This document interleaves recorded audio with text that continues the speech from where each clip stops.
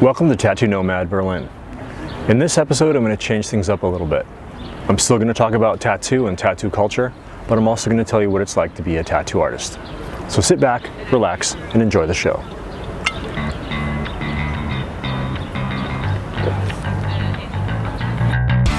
I'm Roland Tattoo. I'm a tattoo artist and author from the Big Island of Hawaii. Join me as I tattoo my way around the world.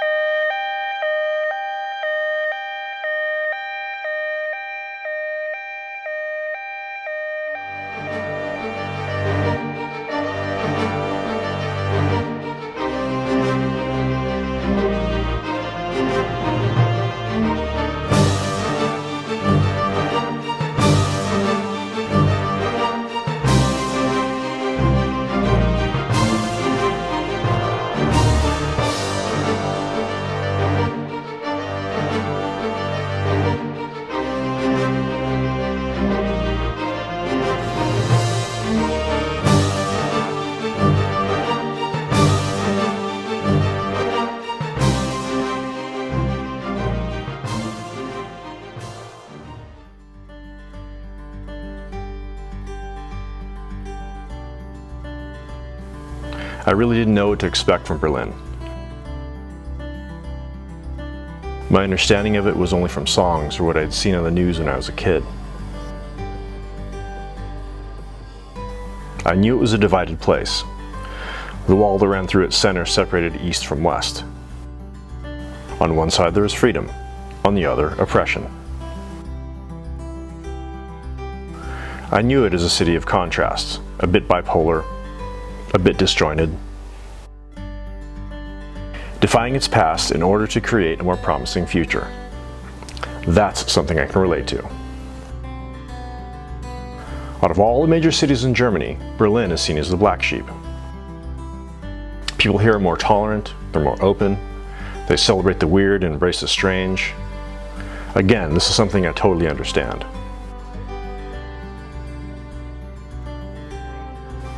To a degree. But then again, I travel to take myself out of my comfort zone. It forces me to adapt.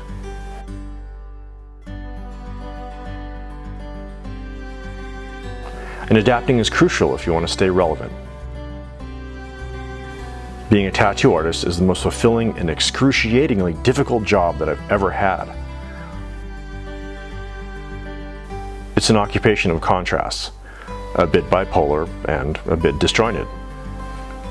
At least that's how it's been for me. Finding inspiration can be difficult. Being constantly inspired is impossible. The comfort zone is real, and the walls that it creates don't come down so easily. But, like I said, it's the best job that I've ever had.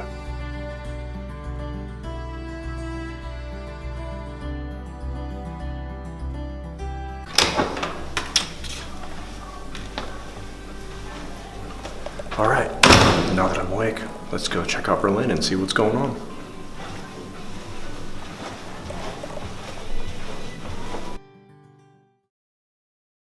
Berlin is known for celebrating music, art, and culture. It's become somewhat of a melting pot since the wall came down in the late 80s, and there are masses of people coming here from all over the world just to get a taste of what this eclectic city has to offer. I figured that I'd start out by taking a boat up the River Spree to see the city from a different perspective.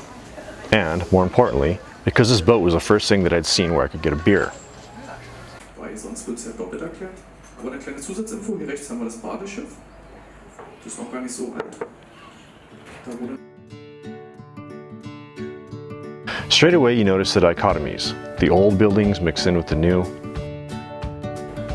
The starkness and drab punctuated with all kinds of street art. In fact, almost everywhere I look, I see some sort of graffiti. Even the weather had bipolar tendencies.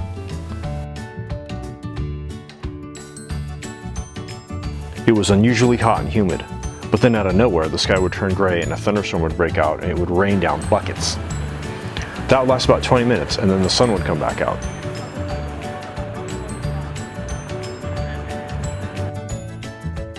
The boat ride ended about 90 minutes later, and instead of taking me back to where we started, it dropped me off at some random place about 9 miles away. I have to admit that I wasn't getting the warm fuzzies from Berlin. It was challenging me to connect with it. On the way back to my hotel, I had a lot of time to think about it, especially since the convention started tomorrow.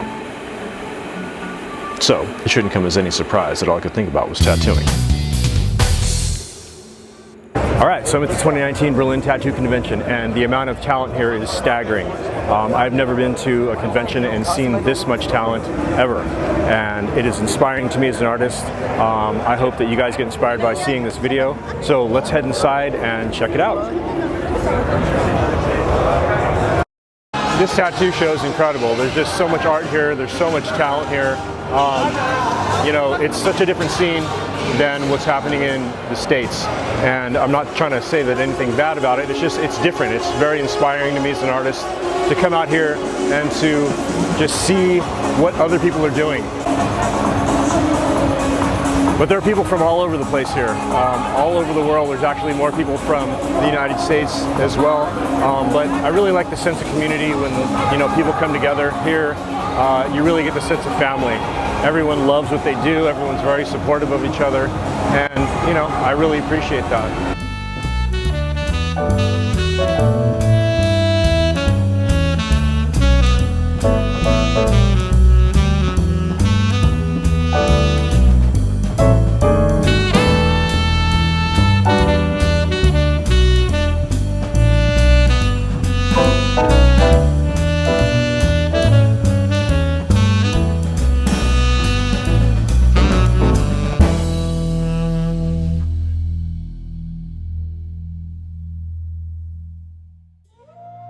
Walking around surrounded by all these great artists, seeing all the phenomenal talent and just the overwhelming and unexpected aloha that everyone seemed to share was when it all began to make sense.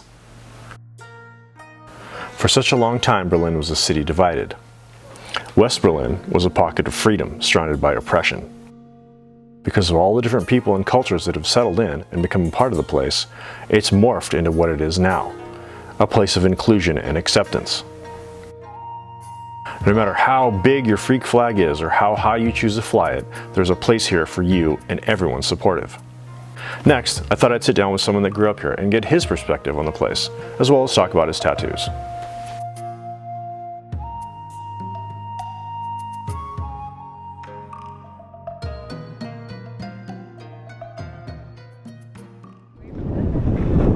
My name is Stefan and I'm from Berlin. So I was born in the east side of Berlin in the late 70s, and so the war stopped me from everything, you know. So I grew up as an east side kid, you know. I was a kid, you know, and I got this great influence by my aunt and, you know, family members who lives in the West, and sent me some stuff from the West side. You know, I got Adidas shoes, you know, and Nike shoes as well, you know, but just for, it was a gift, you know. I was a very lucky bastard, you know, was a kid and got something cool like this, and yeah, and when the wall comes down, it was amazing, you know. It was the next level, you know. So my first tattoo I get is in Los Angeles. Yeah, this is this one here. Take a look. You know, it was my first tattoo, and you know, it's from a music, from a sound, from a rap song. Life's not a bitch. You know the other thing. You know, here's the answer on the left arm here, because you know everything. No, but everybody knows. Life's a beautiful woman. So, you know, I like positivity, you know, and tattoos. Then I got other tattoos, like, you know, like this, you know. It's also from a rap song. And I love LA because, you know, I love LA. So, yeah, I visited LA so much, you know, the last year. And it's you know, it's kind of my second home, far away from home, you know.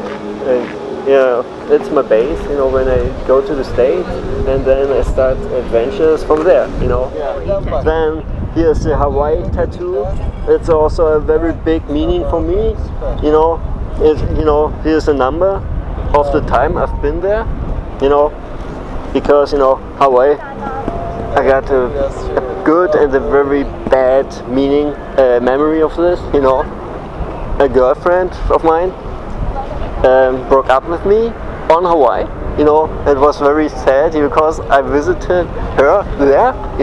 I went to Hawaii and then she told me it's over. It's a kind of crazy and strange to go maybe 10,000 miles to a place to visit someone and then it's done, it's broken. It was really, really, really shitty. Yeah, and so it was a must do for me to go back to Hawaii once again, and I did it, in 2016. Yeah. It's meeting people like Stefan that makes me love my job even more. As I tattooed, I kept thinking of how much Berlin had affected me so quickly, and how grateful I was having the job that I do. I get to meet genuinely good people and we share our stories. This is my favorite part of the job. I've been making a living from my art for a long time, and I've learned to expect the ebb and flow of the creative cycle. You can't plan on it, and yet it doesn't just happen spontaneously, at least not for me. You never quite know when it'll happen, it just does or it doesn't.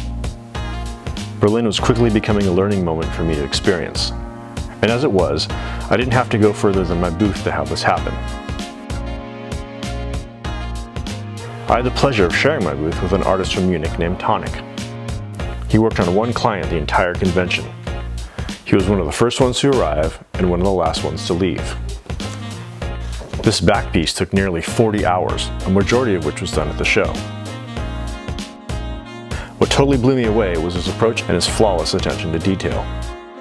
He wasn't working on imagery I'd never seen before, but his idea to take it to another level was what left me and pretty much everyone else at the convention in awe. Other artists were thanking him for doing something so different and out of the box. It was a beautiful thing to witness.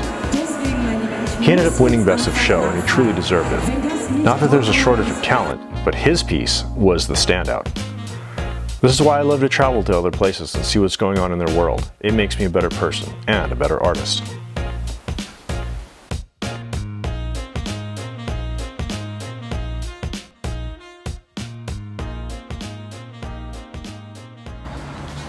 My last day in Berlin was spent wandering around trying to come to grips with what I had just experienced.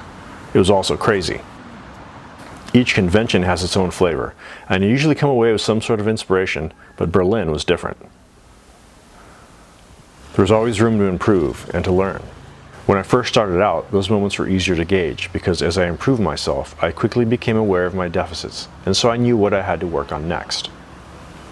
It was like climbing a mountain. I would move upward, improve, do better, and then hit a plateau. Then I would stagnate and wait for the next incline to appear. It was exhausting, it was frustrating, and it made me want to stop tattooing. But as time went on, it would get longer between cycles, and the amount of time I spent learning became shorter. I think that as you grow more proficient at something, that's what happens. And you don't necessarily improve by leaps and bounds anymore. The change is subtle, and it's more about fine-tuning. But the trick is to recognize this, find inspiration, and then maintain it.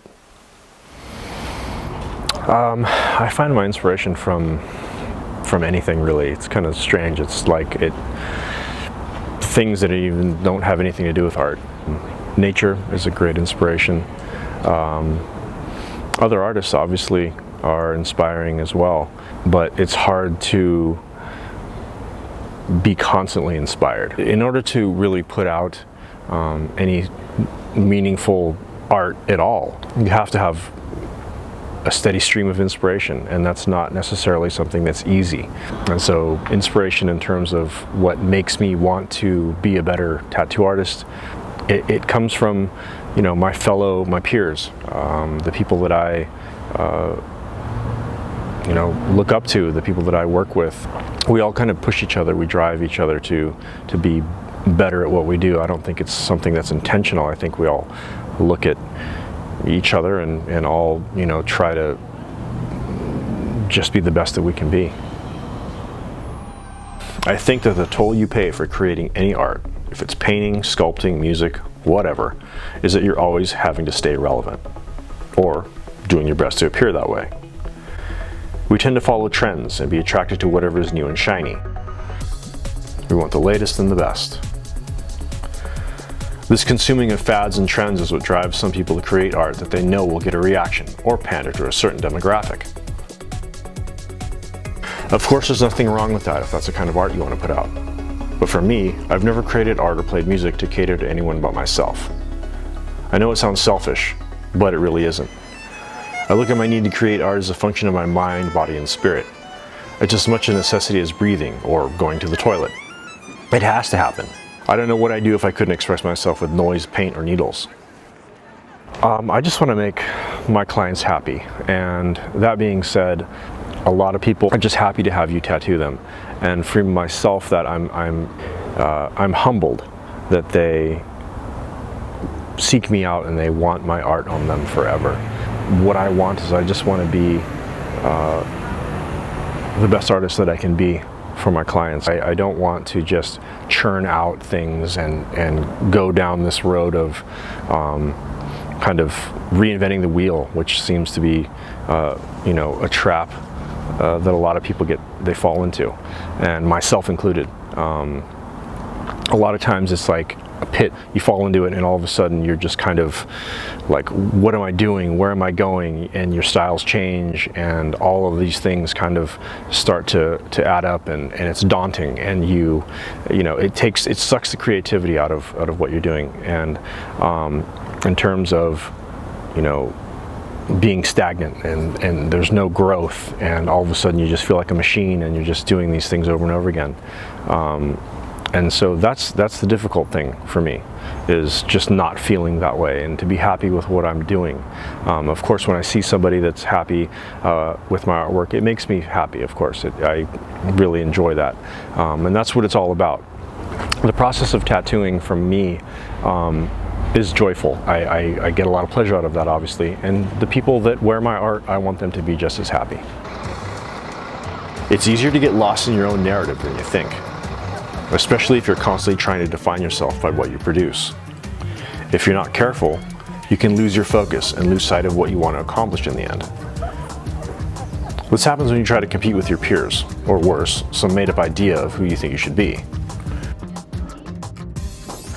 Then you're not really creating art. Instead, you're just playing catch-up, and you're playing by other people's rules. I've never thought that art should be about imitation. Sure, we're inspired by things that we try to recreate in our own perspective, but I've never been inclined to sacrifice my creative process in order to imitate someone else's creative process. Not that there's anything wrong with that, it's just not how I roll. Me personally, I think the greatest struggle as a tattoo artist is just to stay relevant. You can be a perfectly fine tattoo artist, have a perfectly fine career, just being at a, you know, steady level and just maintaining your craft. And you know, some people do that. They do that for, you know, their whole career. If you want to become a better artist, you have to really dig deep. You have to really put yourself in a position that's a little bit vulnerable, and look at other people's work, be inspired by other people's work. It takes a lot to really look at yourself and look at your work and realize that you need to get better, and you need to be better at what you do. But if you are an artist that wants to be better, you're constantly judging yourself. You are the person, you're your own worst critic. And at that point, when you're constantly beating yourself up, it takes a toll on your art, it takes a toll on you, and you want to quit.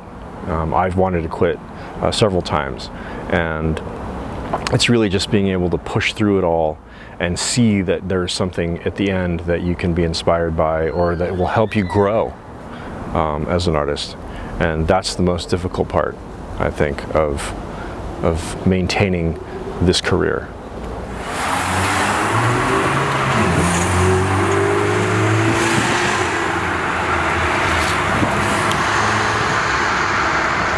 Well, I think that, you know, taking myself out of my comfort zone is the best way for me to grow. Being on TV obviously did that. That was another kind of sidetrack that was easy to just, you know, go down this road and not really understand where I was going to end up. But I think that in terms of traveling, seeing other artists and being inspired by what they create, being in another country and seeing how other artists treat each other and how there's more of a camaraderie around tattoo itself. It's almost as if the people, you know, abroad really, it's all about the art, it's all about the family, the community of creating art, and no one is trying to be a superstar, no one's trying to be something that they're not. And I really appreciate that when I travel abroad, at least the places that I've been to. Everyone's very supportive, and I think that's really important when it comes to art. We all just need to support each other, and at the end of the day, it's just, you know, expression. It's how we as a civilization really have grown and become what we are. And so for myself, I think that traveling really helps me to have like a laser focus on what I'm trying to accomplish, and being in Berlin, being at the tattoo show here, it's really changed my perspective, and it's really galvanized kind of what I've been trying to do for the past 14 years as a tattoo artist. It's brought all of these things together, and now I have a clearer understanding of where I want to go and the direction that I want to head into. I must admit that I didn't expect Berlin to have this much of an impact on me. I came here thinking that I would see some sights, do the convention, maybe have a beer or two, and then move on. I wasn't prepared to have this sort of experience. For things to align in such a way that it causes a fundamental shift in perspective seems almost magical. But this is why I love to travel, and even more why I love to tattoo. There's always something unexpected and wonderful looming on the horizon, waiting to change the way I see myself and the world. Thank you for watching and for supporting TattooNomad. Aloha.